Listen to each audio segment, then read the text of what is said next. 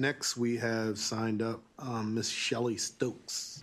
Thank you, Senator Malcolm Augustine. I am the mother of 3 sons. My oldest son is a United States attorney. My second son is director of government affairs at a major nonprofit. My youngest son was on the same path until we began to encounter problems with diagnosis and treatment for mental health challenges. 7 years ago, he entered a Maryland State psychiatric facility.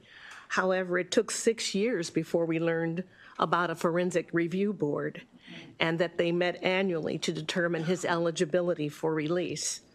We were never informed that the reviews had been scheduled, nor were we allowed to contribute or participate or have a voice in the planning process. We were unaware that there were FRB reports with findings, conclusions, and recommendations. In addition, year after year, our inquiries about my son's prognosis, his release, and the estimated length of his stay were consistently met with silence or unanswered.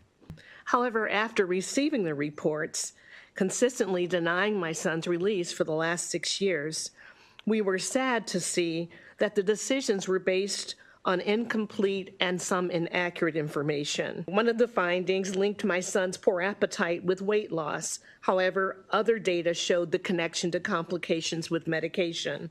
Another finding described him as aggressive instead of noting withdrawal symptoms resulting from abruptly stopping a medication, which, when later tapered at a slower and lower increments, presented no problems for him.